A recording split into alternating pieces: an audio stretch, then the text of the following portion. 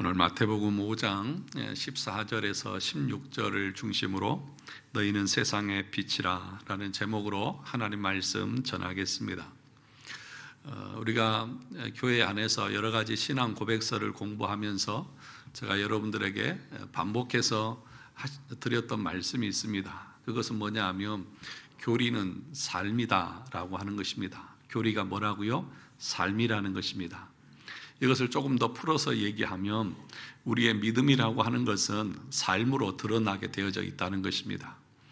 하나님을 아는 지식이 우리의 머리에만 있어서는 안 되고 우리의 삶으로 그 믿음이 드러날 수 있는 것, 드러나야 합니다. 그것이 성경에서 가르치는 구원받은 참된 믿음이라는 것입니다. 우리가 야고보서를 잘 알죠. 행함이 없는 믿음은 죽은 믿음이다. 믿음은 뿌리입니다. 그리고 행함은 열매입니다. 믿음이 죽어 있으면, 뿌리가 죽어 있으면 어떤 열매도 맺히지 않습니다. 반대로 믿음의 뿌리가 싱싱하다고 하면 그 나무는 반드시 잎이 나고 꽃이 피고 열매를 맺게 되어져 있다는 것입니다. 오늘 본문의 말씀은 우리가 13절에서 보았던 이 말씀은 이 믿음과 삶의, 믿음과 뿌리, 신앙의 그 열매에 관련된 내용들을 지금 담고 있는 것입니다. 여러분들이 지난주에 너희는 세상의 소금이다 라고 하시는 말씀을 들었습니다. 소금이 되라고도 하지 않고 또 빛이 되라고도 하지 않고 너희는 이미 소금이고 너희는 이미 빛이다 그렇게 말씀하셨습니다. 다시 말하면 우리가 예수 그리스도를 믿음으로 말미암아 거듭난 하나님의 백성이 되었다면, 그렇다고 하면 우리 안에는 빛이 있습니다. 예수 그리스도의 생명의 빛이 우리 안에 있습니다. 그리고 그 빛은 우리의 삶에서 반드시 드러나고 나타나게 되어져 있다는 것입니다. 그런데 문제는 무엇이냐 하면 우리가 앞에서 보았듯이 소금이 맛을 잃어버렸다는 것입니다. 소금의 맛이 무엇입니까? 복음의 순수한 진리입니다. 올바른 교리를 말하는 것입니다. 하나님의 교회에서 목회자들을 통해서 진리가 올곧게 선포되어져야 하는데 그 진리가 세상의 그런 가르침이나 강연이나 세상의 욕망으로 희석되어져서 참된 복음이 아니라 거짓된 복음이 선포되는 그런 경우들이 너무나 많이 있다는 것입니다. 그래서 우리 안에는 거듭나지 못한 영혼들이 너무나 많이 있다는 사실을 기억해야 합니다. 바울이 디모데에게 디모데서를 통해서 말할 때에 교리적으로 올바르지 않은 그런 가르침, 거짓된 선지자들의 가르침을 뭐라고 표현했습니까? 그것은 악성 종양과 같다. 그래서 그것이 온몸에 퍼져서 우리의 믿음을 무너뜨리느니라 그렇게 경고했습니다. 그래서 목사에게 중요한 것은 무엇이냐? 말발이 아닙니다. 언변이 아닙니다. 하나님의 말씀을 올곧게 배우고 깨달아서 선포하는 것이 무엇보다도 중요한 것입니다. 갈라디아서 1장 8절과 9절에 보면 바울이 갈라디아 교회를 경고할 때 뭐라고 말했습니까? 이렇게 말했습니다. 우리나 혹은 하늘로부터 온 천사라도 우리가 너희에게 전한 복음 외에 다른 복음을 전하면 저주를 받을지어다. 우리가 전에 말하였거니와 내가 지금 다시 말하노니 만일 누구든지 너희가 받은 것 외에 다른 복음을 전하면 저주를 받을지어다. 다른 복음, 다른 교리, 옳지 않은 그런 가르침들을 선포하는 자들은 우리든지 또는 하늘에서 온 천사라도 저주를 받을지어다 라고 그렇게 지금 엄하게 경고하고 있는 것입니다. 이것은 목회자들에게 1차적으로 주시는 경고이기도 합니다. 하나님의 말씀을 전하는 목회자들이 거짓되고 잘못된 교리를 가르칠 때에 그 책임은 상상할 수 없을 정도로 무거운 것입니다. 그래서 서기관과 바리새인들을 가리켜서 예수님이 책망하실 때에 너희들은 구원받을 자를 온 세상을 돌아다니면서 찾았다가 너희보다 더 지옥 백성을 만드는 자들이라고 말하면서 화 있을진저 서기관과 바리새인들이여 그렇게 예수님께서 엄하게 경고하셨던 것을 우리는 알지 않습니까? 그런데 문제는 뭐냐 하면 교회가 무엇이 옳은 것이고 무엇이 그릇된 것인지를 가르치지 않는다는 것입니다. 그래서 우리 안에는 옳고 그름에 대한 기준이 없다는 것입니다. 그래서 누가 무슨 말을 해도, 무슨 설교를 해도, 무슨 가르침을 가르쳐도 모든 사람들이 어떻게 보면 맹목적으로 아멘을 외칩니다. 그렇게 생각합니다. 저도 동의합니다. 그런 아멘을 합니다. 잘못되고 거짓된 그런 오류에도 저도 그렇게 생각합니다라고 하는 것은 소경을 인도하면 둘 다 멸망하는 것과 같이 다 같이 망하는 것입니다. 문제는 무엇입니까? 옳고 바른 것이 무엇인지를 먼저 알아야 되지 않습니까? 성경의 교훈한 도리가 무엇인지를 먼저 알아야 하지 않습니까? 그것이 있어야만 옳고 그름에 대한 분별력을 우리가 가질 수 있는 것 아니겠습니까? 그래서 여러분들에게 옳고 그름에 대한 성경의 그 기준이 무엇인지를 가르치기 위해서 신앙고백서를 가르치고 오후에 벨기에 신앙고백서, 하이델베르크 요리문답, 또 수요일날 기독교 강요를 여러분들에게 가르치는 것입니다. 왜입니까? 그것이 성경을 해석하는 틀이고 그것이 성경에서 뭘 말하는지에 대한 성경의 올바른 교훈이기 때문에 그런 것입니다. 저는 여러분들에게 자신 있게 말할 수 있습니다. 만약에 여러분들이 이런 것을 공부하지 않고 이런 것을 무시하고 이런 것에 대해서 하나도 모르고 있다고 하면 여러분의 신앙은 신비주의적으로 또는 비신앙적으로 또는 신인연합주의적으로 성경에서 가르치는 그 구원과는 상관없는 나대로의 신앙에 빠져 있을 확률이 거의 99.9%입니다. 한 가지만 물어봐도 우리가 얼마나 무지한지를 압니다. 지식으로 구원받는 것이 아니라고요? 목사님, 믿음으로 구원받는 것이지 지식이 뭐 그리 중요하다고요? 우리가 하이델베르크 요리문답 21문에서 배웠듯이 참된 믿음은 무엇이라고요? 확실한 지식과 굳은 신뢰라고 했지 않습니까? 지식이 있어야 그 지식이 나에게 동의가 되어 믿어지고 그래서 성령께서 그 지식을 통하여서 우리 안에서 거듭나게 하시는 것입니다. 거짓되고 잘못된 지식을 가지고 그것을 따라가면 결과적으로는 멸망밖에 없다는 것입니다. 그러므로 여러분들이 정말 중요하게 여겨야 될 것은 뭐냐?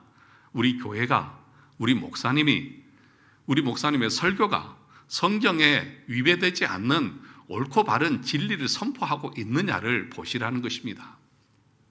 앞에서 우리가 너희는 세상의 소금이라고 말할 때에 그것은 사도들을 통하여서 선포되는 말씀의 진리라고 가르쳤습니다. 올바른 교리라고 말했습니다. 그 교리가 맛이 있다고 하는 것은 그 교리가 소금의 맛을 그대로 간직하고 있는 것과 같습니다. 다시 말하면 그 가르침이 올바르다는 것입니다. 참되다는 것입니다. 그래야 맛이 있는 것 아니겠습니까? 근데 한국 교회는 그런 것을 가르치지 않습니다. 목사들이 그런 것을 가르치지 않습니다. 그러다 보니까 모든 성도들이 다 기준이 없이 자기 나름대로 사사시대처럼 자기 소견에 오른 대로 신앙생활하는 사람들이 너무나 많이 있다는 사실입니다. 여러분, 우리의 신앙이라고 하는 것은 내가 하고 싶은 대로 하는 것이 아닙니다. 성경에서 교훈하고 가르치는 대로 따라가는 것이 옳고 바른 참된 신앙이라는 것입니다. 오늘 그래서 참된 신앙이, 참된 믿음이 우리에게 있다고 하면 오늘 본문에 있는 말씀처럼 너희는 세상의 빛이라, 빛된 삶이, 빛된 모습이 우리 가운데 분명하게 나타나게 될 것입니다. 만약에 이 말씀의 근거에서 우리의 삶에 택한 하나님의 백성다운 그 거룩한 삶이 내 안에 나타나고 있지 않다고 하면 그것은 나의 구원과 나의 신앙을 다시 한번 돌아보고 점검해 봐야 할 필요가 있는 것입니다. 그러면 목사님, 우리가 행위로 구원받는 것입니까? 그렇게 반문할 사람이 있을 것입니다. 행위로 구원받는 것입니까? 아닙니다. 우리는 믿음으로 구원받는 것이 맞습니다. 그러나 올바르고 참된 믿음은 반드시 행함으로 나타나게 되어져 있다는 것입니다. 우리 안에 그 믿음이 참인지 거짓인지 사람은 눈으로 확인할 수가 없습니다. 그 믿음이 참인지 거짓인지는 오직 성령만이 아시고 우리 하나님만이 아십니다. 그럼 우리는 어떻게 할 수 있습니까? 그 나무는 그 열매를 보면 알 수 있다고 했던 것처럼 그의 믿음이 그의 말과 그의 행동과 그의 목적과 가치관이 어디로 가는지를 보면 이 사람의 믿음의 뿌리가 무엇인지를 사람도 어느 정도는 분별해낼 수 있는 것입니다. 오늘 분명하게 16절에서도 뭐라고 말합니까? 너희 빛을 사람들 앞에 나타내서 너희 착한 행실을 보고 하늘에 계신 하나님께 영광을 돌리게 하라. 그러니까 너희가 세상에 빛이라고 하는 것은 뭘 말하는 거예요? 착한 행실이요. 우리의 믿음의 근거에서 나오는 그 행함의 모습들을 말씀하고 계시는 것입니다. 우리는 세상의 빛이 아닙니다.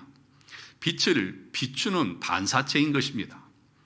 저와 여러분들 안에 빛을 만들어낼 수 있는 사람이 있습니까? 없습니다. 그러면 왜 예수님께서 우리를 가리켜서 너희는 세상의 빛이라고 말씀하셨을까요? 그것은 그리스도와 연합되어진 자를 향해서 말씀하는 것입니다. 앞에서 우리가 팔복을 배웠죠. 심령이 가난한 자부터 시작해서 마지막까지 그 상태에 있는 사람들, 그 사람들이 구원받은 하나님의 백성들입니다. 그러니까 그리스도와 연합되고 성령을 통해서 거듭난 자들에게는 예수 그리스도의 생명의 빛이 우리 안에 나타나게 되어져 있다는 것입니다. 요한복음 1장 6절과 9절에 보면 이렇게 말합니다. 하나님께로부터 보내심을 받은 사람이 있으니 그의 이름은 요한이라.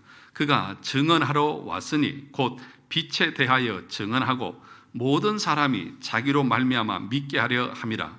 그는 이 빛이 아니요 이 빛에 대하여 증언하러 온 자라. 그렇게 말합니다.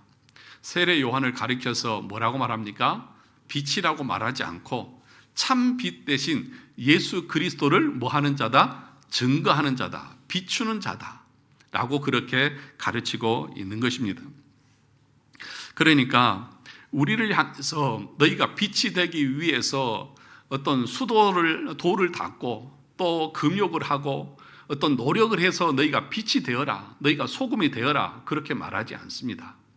예수 그리스도께서 우리를 만세전에 택하여 자녀 삼아주시고 말씀을 통해서 거듭나게 하심으로 우리 존재 자체가 변화되었습니다. 우리는 이제 세상의 어둠에 있는 자들도 아니고 멸망의 자식도 아니고 누구입니까? 우리는 세상의 소금이고 우리는 세상의 빛입니다. 빛이라고요. 이미 빛이라고요. 그러면 그 빛이 어떻게 되어져야 됩니까? 드러나고 나타날 수밖에 없다는 것입니다.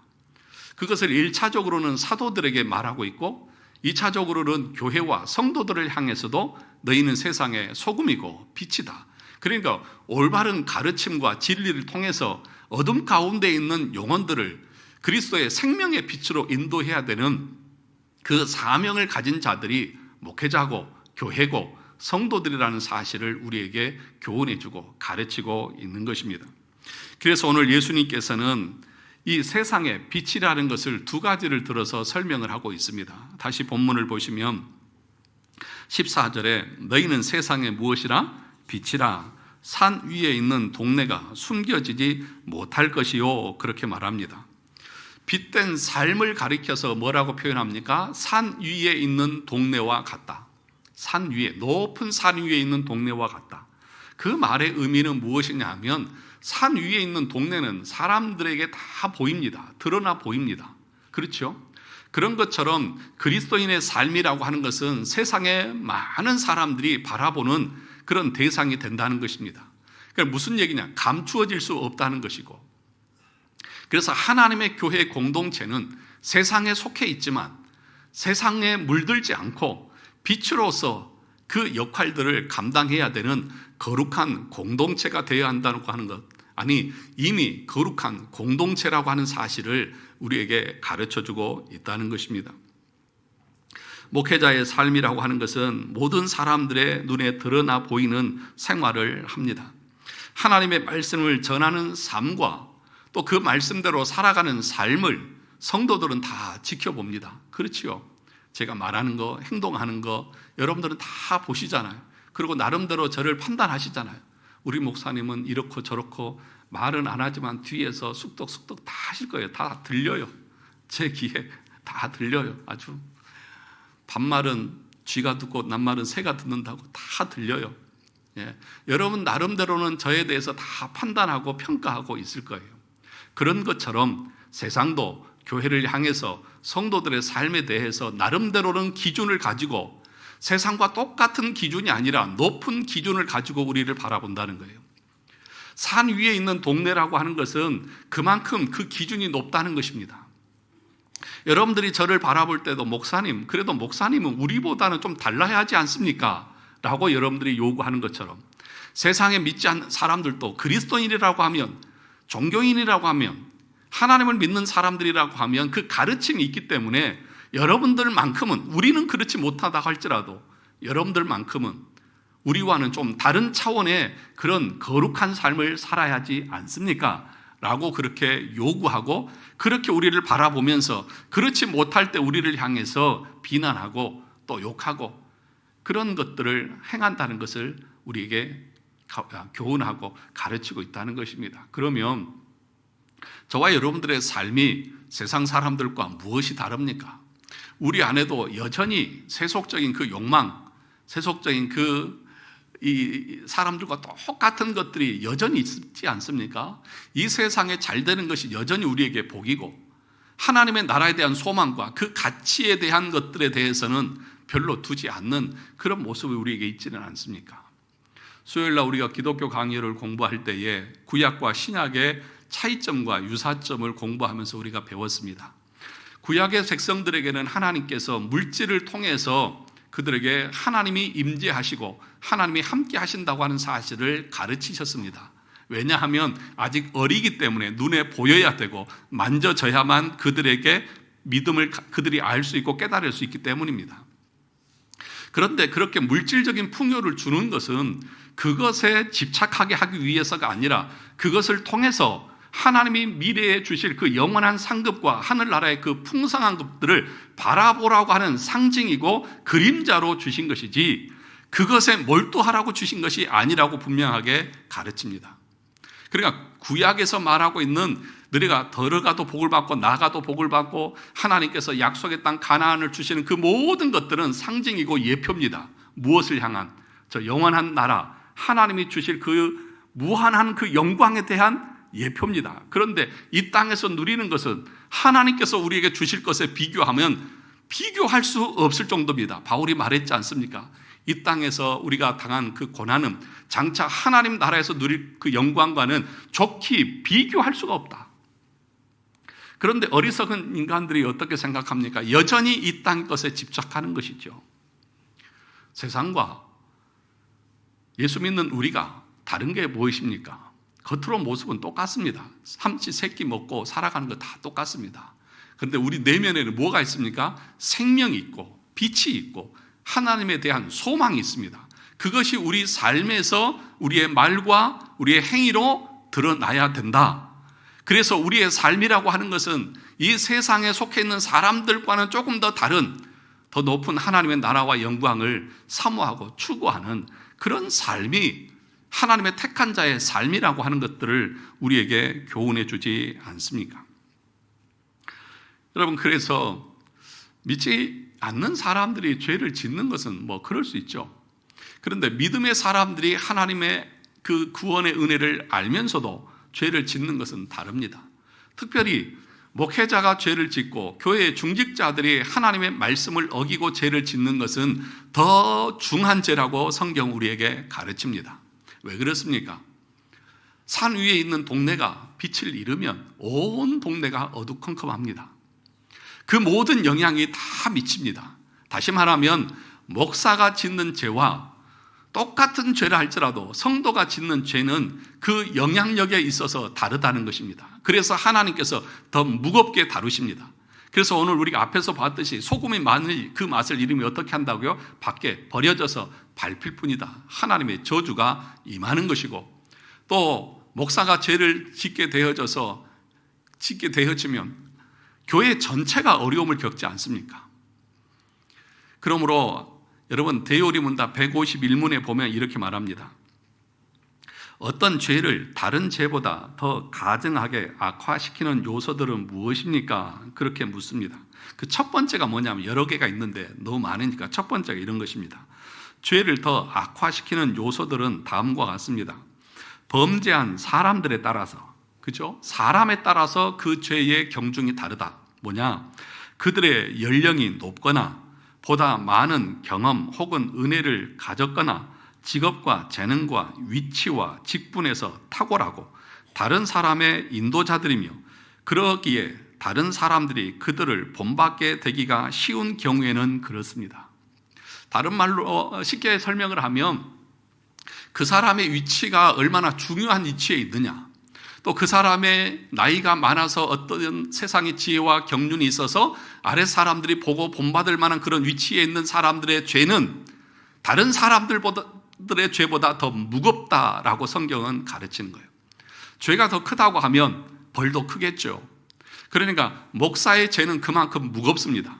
장로님들이 죄를 범하는 것은 그만큼 무겁고, 교회의 중직자들이 하나님의 은혜를 알고 무엇이 진리고 올바른 것인지 오랜 시간 동안 배워서 알았음에도 불구하고 그것을 순종하지 않고 거역하고, 그래서 성도들에게 그 악한 영향을 미칠 때 그 죄는 하나님이 보실 때는 더 크게 보시고 더 중하게 다룬다는 사실을 아셔야 합니다. 그러므로 사랑하는 성도 여러분, 저도 마찬가지고 우리 장로님들도 우리 권사님도 집사님들도 그 직분을 맡는다고 하는 것은 그 직분에 걸맞는 삶이, 신앙이 우리 가운데 있어야 한다. 그래서 어떤 사람들에게도 그것에 대해서 책망받지 않고 꼬투리 잡히지 않기 위해서 부지런히 애써야 합니다. 그렇지 않습니까? 저는 여러분들에게요, 꼬투리 잡히지 않기 위해서 저 애쓰는 거 여러분 모르세요?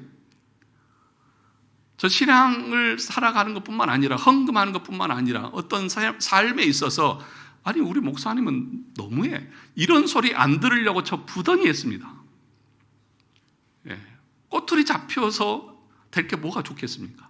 그렇지 않습니까? 목사가 목회를 당당하게 하고 말씀을 올곧게 증거하기 위해서는 거기에 합당한 그런 모습이 있어야 되잖아요. 그래야만 성도들이 아니 목사님이나 잘하세요 이런 말을 안 할 거 아니에요. 우리 장로님들이 우리 청년들이나 우리 집사님들한테 아니 장로님이 왜 그렇습니까? 이렇게 하셔야 되는 거 아닙니까? 그런 소리 들으면 그때부터 그 장로의 권위는 끝나는 거예요. 그렇지 않습니까? 아니 내가 봐도 우리 장로님들은 정말 대단하셔. 어렵고 힘든데도 정말 믿음으로 살려고 애쓰고 수고하셔. 그런 인정을 받을 때 말 한마디를 해도 알겠습니다. 그럴 거 아닙니까? 사람들이 다 보더라고요. 다 알더라고요. 이 청년들 여러분 안 보는 것 같죠? 다 봐요. 어른들 하는 거 다 봐요. 그리고 자기 나름대로 판단을 다 해요. 여러분 그건 무서운 거 아십니까? 그것처럼 무서운 게 없는 거예요, 여러분. 다 하고 있다니까요. 그러면 정말 우리가 산 위에 있는 동네라고 하는 그런 의식과 의미를 가지고 신앙생활을 하고 있느냐는 거예요. 신앙생활을 평생을 해왔던 사람이 말하는 것과 행동하는 것과 이런 모습을 이 밑에 있는 후배들이 볼 때에, 청년들이 볼 때에, 젊은이들이 볼 때에 나는 도저히 이해가 안 간다. 그런 상태에 있다고 하면 그럼 우리는 어떤 사람들입니까? 그러니 여러분, 왕관을 쓰려고 하는 자는 그 왕관의 무게를 견뎌한다라고 말했습니다. 왕관이 단순히 화려한 것만이 아니라 그 왕관을 쓴 자는 그 왕관의 무게를 견뎌야 합니다. 목사가 목사의 직을 감당하려고 하면 그 무게를 감당해야 하는 것처럼 장로님들이 교인의 대표로서 교회의 중직자로서 앞장서는 사람으로서 그걸 감당하려고 하면 그 무게를 감당해야죠. 그것이 우리의 삶에서 빛으로 드러나는 것이죠. 그래서 존경을 받는 거죠. 그래서 앞에서 말할 때 성도들이 듣고 따르는 것이죠. 그렇지 않습니까? 말만 하고 하지 않으면 그 다음부터는 처음에는 몇 번은 들어주다가도 나중에는 아니 자기는 안 하면서 왜 우리에게 하라고 말하냐, 그렇게 말할 것 아니겠습니까? 물론 우리가 온전하게 100% 다 할 수는 없지만 그럼에도 불구하고 하려고 하는 그 애씀, 그래서 안타까움에 하나님 앞에 회개하고 기도하면서 어떻게든지 그걸 감당하려고 하는 그 발버둥 치는 그 몸부림, 그걸 보면서 우리는 감동을 받고 그걸 보면서 우리는 닮아가는 것 아니겠습니까? 그래서 목사들은 산 위에 있는 동네와 같습니다. 다 보는 거예요. 주시하는 거예요. 그래서 힘든 거죠. 그것은 목사에게만 한 것이 아니라 교회 안에서는 우리 중직자들이고 세상 밖에서는 성도들도 다 마찬가지입니다. 여러분들이 말하는 거, 여러분들이 하는 거 이기적으로 자기만 알고 손해보지 않으려고 하고 깍쟁이처럼 그런 모습들을 다 봐요. 더 나아가서 뭐라고 말합니까? 오늘 본문에 다시 말씀을 보시면 두 번째로 이렇게 얘기합니다. 15절을 같이 한번 읽어볼까요? 사람이 등불을 켜서 말 아래에 두지 아니하고 등경 위에 두나니 이러므로 집안 모든 사람에게 비치느니라, 그렇게 말씀하고 있습니다. 등불에 비교를 하고 있습니다. 집안에서 키는 등불이다, 그렇게 얘기합니다. 너희는 세상에 빛이라고 말하면서 그 첫 번째는 산 위에 있는 동네와 같다. 모든 사람들에게 드러나 있고 그리고 비칠 수밖에 없고 그리고 사람들은 우리에게 더 높은 거룩함들을 요구한다는 것을 말했다고 하면, 두 번째로는 그 빛을 숨기지 말고 또 숨길 수도 없다는 것이죠. 등불을 켜가지고 말 아래에 숨기는 사람이 있을 수 있습니까? 여기서 말이라고 하는 것은 뛰어다니는 말을 말하는 것이 아니라 시장에서 곡물을 팔 때에 쓰는 대박, 그 말을 말해. 한 말, 두 말 할 때 여러분 다 아시잖아요. 근데 등불을 켜가지고 그 그릇으로 말로 가려놓아서 빛이 비치지 못하도록 하는 사람이 있습니까? 그러려면 빛을 왜 핍니까? 그런데 이 비유를 말할 때에 예수님께서 무엇을 가지고 비유를 하고 있냐면 말에 비유하고 있습니다. 대박. 시장에서 거래하는 그것을 가지고 지금 빛을 가린다, 그렇게 얘기를 하고 있습니다. 무슨 의미가 있습니까? 저와 여러분들은 예수 그리스도를 믿는 하나님의 자녀들입니다. 부끄러우십니까? 내가 예수 믿는 하나님의 자녀고 택함받은 하나님의 백성이고 하나님께서 나를 위해서 자기의 생명을 내어주셨을 만큼 가치 있는 존재라고 하는 그런 의식이 우리 가운데 있습니까? 없는 것 같아. 대답을 아무도 안 하는 거니까. 다들 나는 예수 믿는 사람이 아니다, 그렇게 다 자기를 숨기고 있는, 쉽게 말하면 스텔스 성도들 같아. 다 자기를 가려. 알 수가 없어. 탐지가 안 돼. 자기가 무슨 이순신 장군도 아닌데 나의 죽음을 알리지 말라, 내가 그리스도인 것을 알리지 말라, 그렇게 주장하고 있는 사람들은 다 숨기고 살아. 세상에서 다 숨기고 사는 거예요. 왜 숨기고 살까요? 왜 자기가 그리스도인이고 나는 그리스도여서 이렇게 살아야 된다고 하는 것을 세상에 드러내지 않고 그렇게 자꾸 숨기려고 가리려고 그럴까요? 왜냐하면 경제적으로 이익되지 못할 수 있기 때문에. 말로 가려둡니다. 내가 예수 믿는다고 하는 그것이 들키는 순간 사람들에게 내 주장을 펼 수도 없고 내가 이기적으로 내 것을 더 가질 수도 없고 양보해야 될 것 같고 손해볼 것 같으니까 그냥 다 묻어두고 가는 거예요. 묻어버리는 거예요. 그런데 분명하게 말합니다. 등불을 켜서 등경 위에 올려서 사람들에게 비치는 것이 목적이지, 그것을 켜서 말 아래 두는 것이 그게 상식적으로 맞는 얘기냐는 거죠. 저와 여러분들은 예수 그리스도를 믿음으로 말미암아 이미 여러분들에게는 빛입니다. 여러분 안에는 생명의 빛이 있습니다.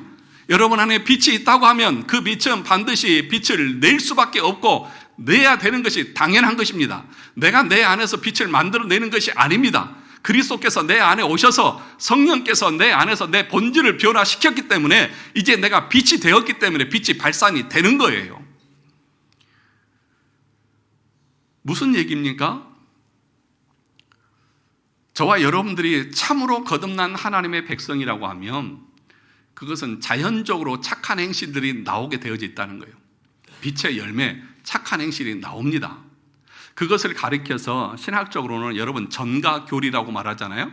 우리가 믿음으로 의롭다함을 받았다, 이 신칭의 믿음을 통해서, 그러니까 믿음을 수단으로 삼아서 우리가 그리스도의 의를 전가받습니다.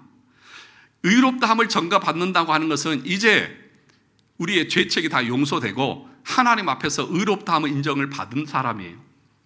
그러면 그렇게 의롭다함을 받아서 구원받은 사람들에게는 무엇이 또 있느냐 하면 성화까지 우리 가운데 주어집니다.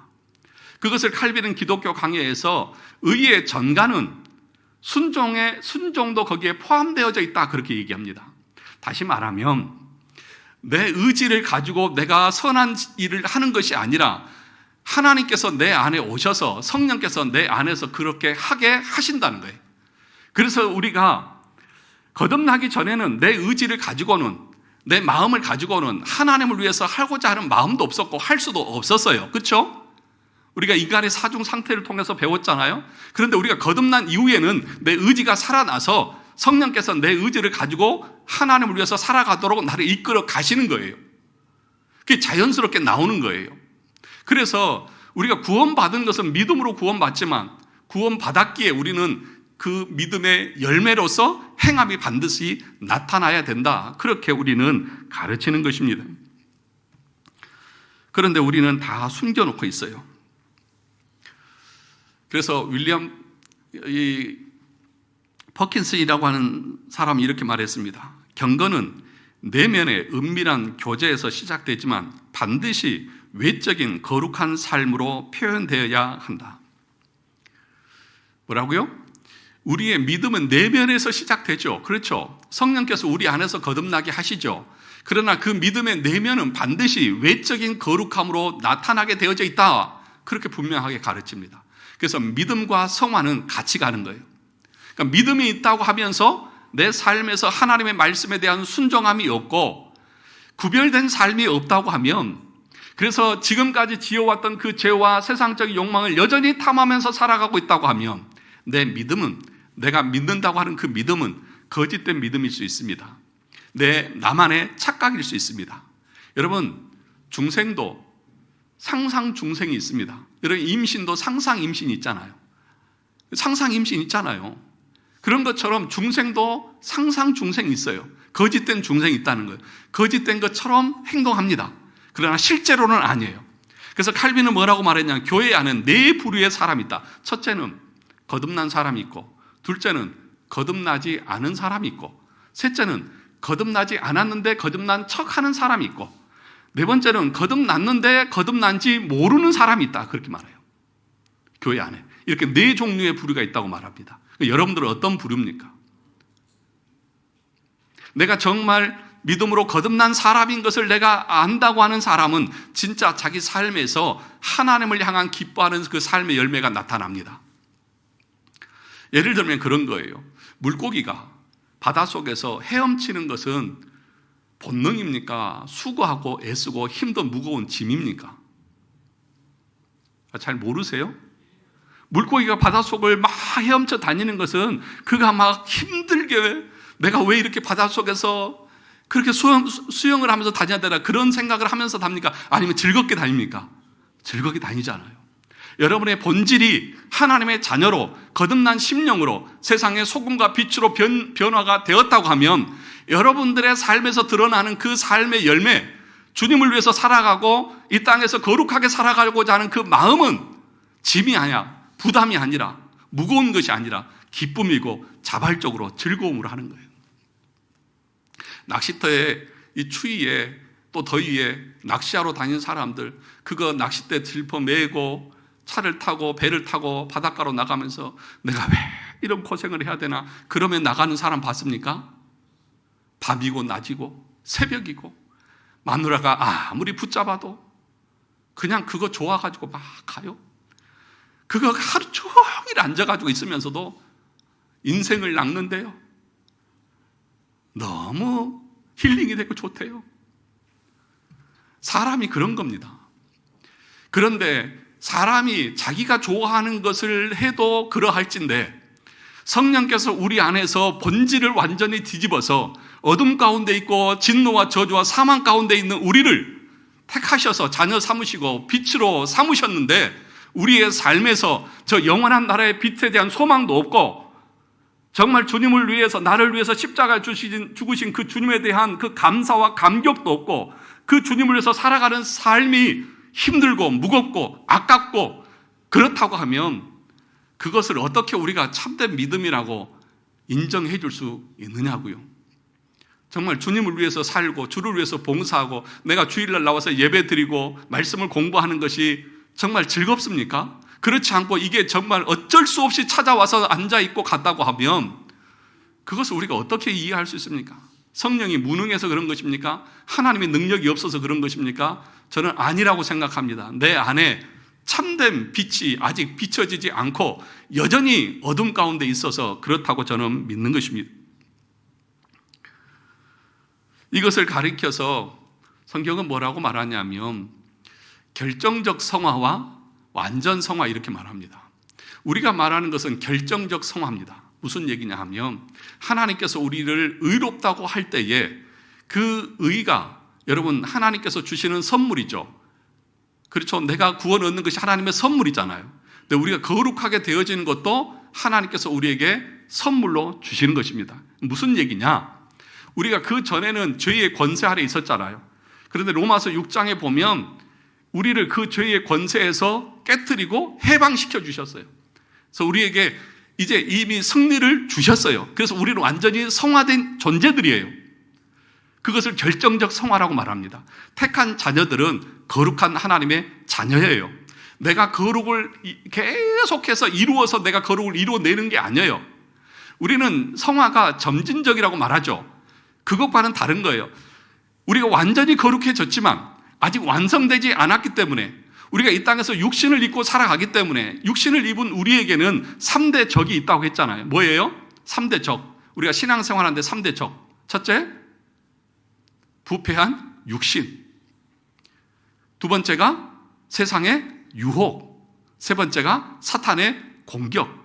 그러니까 우리는 늘 믿음에도 불구하고 영적인 전쟁을 매일 치러요. 내 안에서 계속 제 욕망이 일어나기도 하고 또 세상의 그런 유혹도 우리에게도 있고 사단이 우리를 공격해서 넘어뜨리기도 하고 그런데 하나님께서 우리에게 은혜를 주셔서 말씀과 기도를 통해서 그것과 싸워서 이겨나가는 그 점진적 성화를 이루어 갑니다. 완전 성화가 아니에요. 잘못된 교리는 뭐냐? 네가 믿으면 그때부터 너는 거룩해졌으니까 너는 회개할 필요도 없고 너는 절대로 죄도 짓지 않아. 이렇게 말하는 것은 잘못이에요.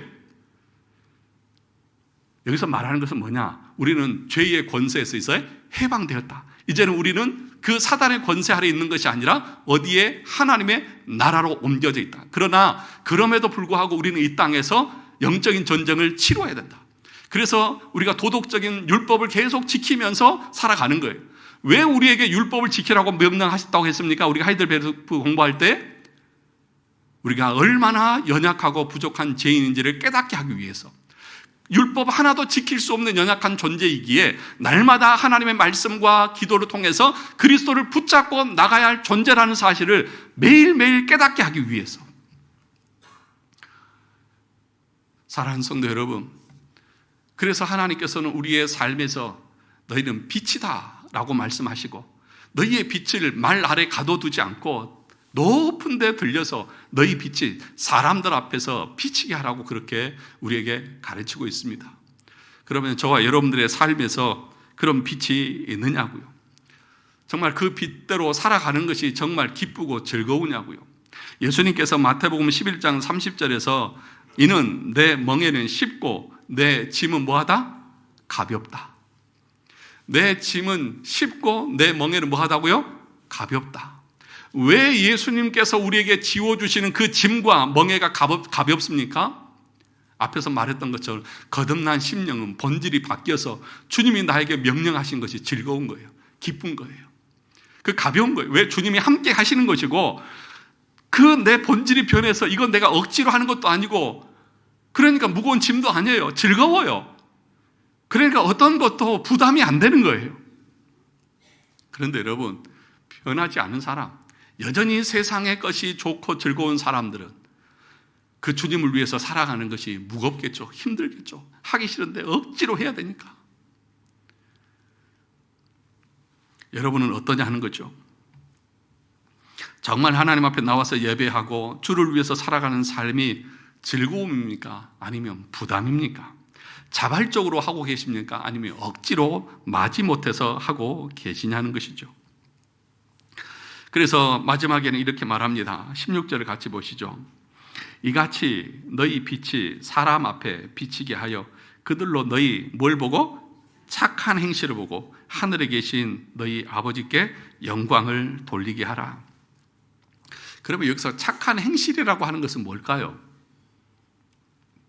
도덕적으로, 윤리적으로 그런 행실을 말하는 것일까요? 그것도 포함되지만 근본적으로 성경에서 말하는 착한 행실이라고 하는 것은 세상 사람들이 하는 불우이웃 돕기라든지 어려운 사람들을 도와주는 것을 말하지 않습니다. 착한 행실이라고 말할 때에 성경에서 말하는 그 의미는 하나님의 말씀을 따라서 순종하는 것을 말합니다. 다시 말하면 믿음을 가진 사람들이 그 믿음을 통해서 명령하시는 것을 순종하고자 하는 그 행위, 그것 자체를 가리켜서 착한 행실이다, 그렇게 말합니다. 그러니까 믿음이 없이 하는 사람들의 행위들은 착한 행실이 아닙니다. 겉으로 볼 때는 우리가 하는 믿음을 통해서 하는 착한 행실이나 세상 사람들이 믿지 않는 사람들이 하는 행실이나 똑같아요. 남에게 유익을 주는 그 모양도 다 똑같아요. 그런데 하나님이 보실 때의 착한 행실이라고 하는 것은 그 동기가 어디에 있느냐? 믿음에 있고, 그 목적이 어디에 있느냐? 하나님의 영광에 있습니다. 그것이 하나님께서 말씀하시는 여기서 말하는 착한 행실입니다. 그러면 세상 사람들이 하는 것은 뭘까요? 지금 연말이 되니까 이제 불우이 돕기, 또 연말에 어려운 사람들을 돕는 일들 기업에서 뭐 여러 가운데서 하잖아요.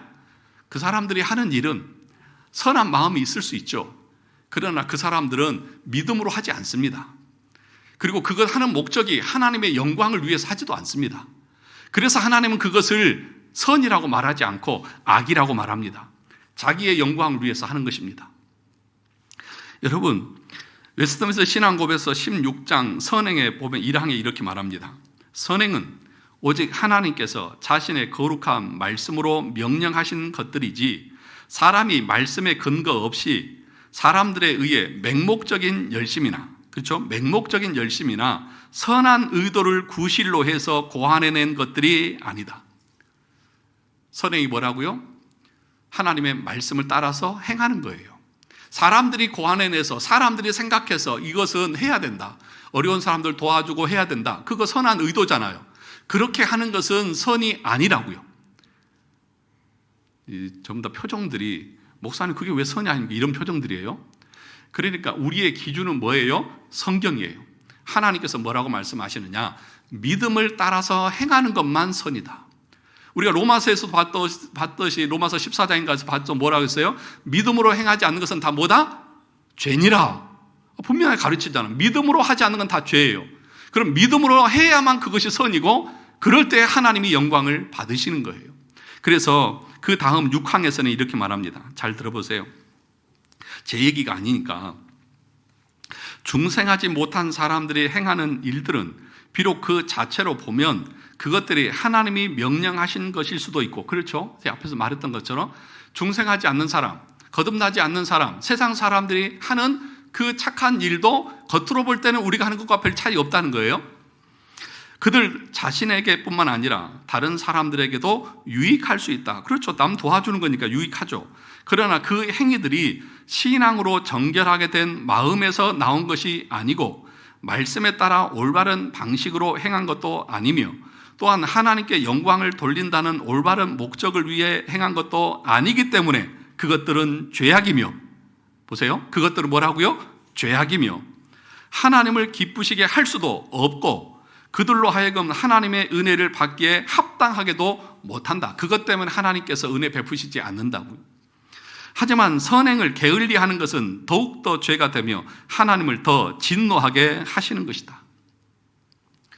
그러니까 여러분, 선행이라고 하는 것은 하나님 앞에 거듭난 심령이, 구원받은 하나님의 백성이 하나님이 말씀하신 그 명령에 기쁨으로 순종하면서, 그리고 하나님을 영화롭게 하고자 하는 그 마음으로 기꺼이 행하는 것, 그것이 선행이다 라고 말하는 거예요. 그러니까 여러분, 서기관과 바리새인들이 얼마나 율법적으로 열심히 삽니까? 그렇죠? 서기관과 바리새인들은 그 율법에 하나도 어기지 않기 위해서 애쓰는 사람들이에요. 그런데 그들을 향해서 예수님께서는 뭐라고 말했습니까? 이 회칠한 무덤 같은 놈들아, 이 약한 자들아, 하나님의 진노와 저주가 임할 자들아. 아니 왜요? 얼마나 그들이 율법적으로 선하고 의롭게 살았습니까? 그런데 그들의 목적이 뭐예요? 하나님의 영광을 위한 것이 아니라, 참된 믿음에서 나온 것이 아니라 자기 의를 세우고 자기가 칭찬받고자 하는 그 목적에 행했기 때문에 그렇다는 거예요. 마태복음 6장 1절과 2절을 같이 보시죠. 한 장 넘기셔서.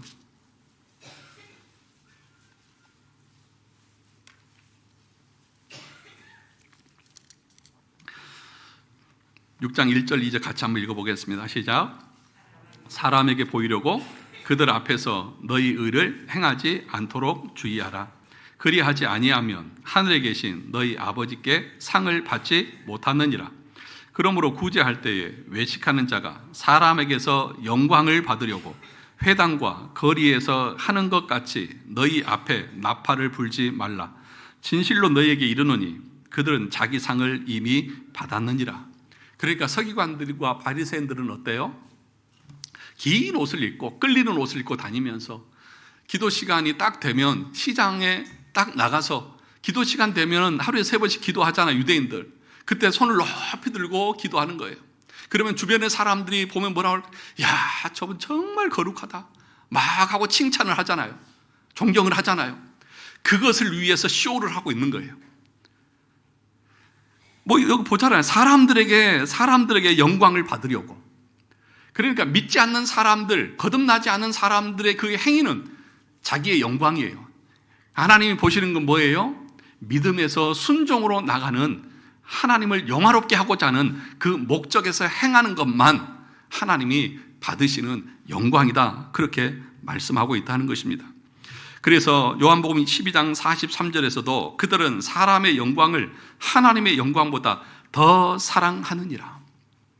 믿지 않는 사람들이 행하는 것은 하나님이 착한 행실이라고 말하지 않는다는 것입니다. 그러면 벨기에 신앙 고백서 24조에서도 성화와 선행에 대해서 이렇게 얘기했습니다. 이 참된 믿음은 그 사람으로 하여금 새로운 삶을 살게 하며 죄의 노예됨에서 자유롭게 해줍니다.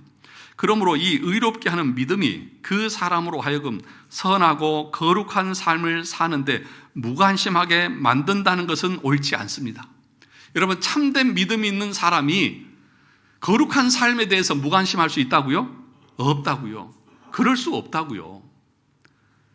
그러니까 예수님께서 너희는 세상의 빛이다, 그것은 자연스러운 거예요. 빛인데 왜 빛이 안 나는데 발산이 안 되는데 그걸 빛이라고 우리가 부를 수 있습니까? 밝혀지지가 않는데 그걸 빛이라고 우리가 할 수 있어요? 아니라는 겁니다. 그럴 수도 없다는 거예요. 여러분, 이런 말씀들을 통해서 저와 여러분들이 우리의 구원을 한번 점검해 보시라는 거예요. 행위로 구원받는다는 말이 아니라 구원받았기에 그 감사해서 우리에게 선행이 나오는 겁니다. 그리스도를 위해서, 주님을 위해서, 또 불우하고 어려운 이웃들을 위해서 내 손이 가고 내 발이 가고 내 마음이 가는 것입니다. 그것이 지금 우리 주님께서 우리에게 말씀하시는 것입니다. 우리의 최종적인 목적은 무엇입니까? 하나님을 영화롭게 하는 것 아닙니까? 사랑하는 성도 여러분, 세상은 여전히 어둠 가운데 있습니다. 세상은 여전히 죄의 어둠 가운데 있고 비참한 가운데 있습니다. 그런데 여러분은 무엇입니까? 빛입니다. 여러분이 그 어둠을 밝힐 수 있는 하나님의 도구고 수단이라는 것입니다. 어둠 가운데, 멸망 가운데, 진노와 비참한 가운데 있는 그 영혼들을 인도하고 이끌어내야 될 책임이 누구에게 있다고요? 우리에게 있다고요. 그러므로 여러분, 산 위에 있는 동네가 숨겨지지 않듯이 여러분은 반드시 드러나야 되고, 또 말 아래 숨길 수 없듯이 그 빛을 숨겨서도 안 되고, 여러분들이 당당하게 가정과 직장과 일터에서 하나님의 구원받은 거룩한 자녀들로서 빛을 발할 수 있기를 원합니다. 빛을 발한다고 하는 것은 그들에게 그리스도의 빛을 증거하는 것입니다. 참빛 대신 예수 그리스도를 증거하는 것입니다. 그래야만 그들이 그 말씀을 통해서 빛으로 나올 수 있을 것 아니겠습니까? 이 일들을 위해서 우리를 소금으로, 빛으로 우리 주님이 삼으셨습니다. 복음의 증인으로서의 그 빛된 역할을 하지 못하고 있다고 하면 우리는 그 빛을 말 아래 가두고 그릇 아래 가두어서 그렇게 숨겨버리는 어리석은 죄인과 같고 악한 인간과 같습니다. 이번 한 주간 동안 저와 여러분들이 빛된 자녀들로서 어둠 가운데 있는 사람들에게 참된 빛 예수 그리스도를 증거하는 삶으로 나아갈 수 있기를 주님의 이름으로 축원합니다.